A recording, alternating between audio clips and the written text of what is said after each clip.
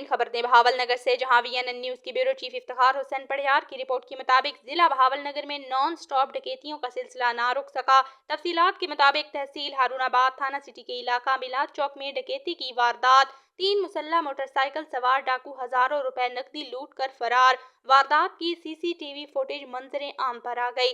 Footage में वाज़ेह तौर पर देखा जा सकता है कि 2 मुसल्ला डाकू काउंटर से रकम लूट रहे हैं, जबकि तीसरा मोटरसाइकिल सवार डाकू बाहर मोटरसाइकिल पर खड़ा है। तीनों मोटरसाइकिल सवार डाकू वारदात करने के बाद असला लहराते हुए फरार हो गए। थाना सिटी पुलिस ने मौके पर पहुंचकर तफ्तीश का आगाज कर दिया है। बढ़ती हुई वारदातों से शहरी खौफ में मुब्तला।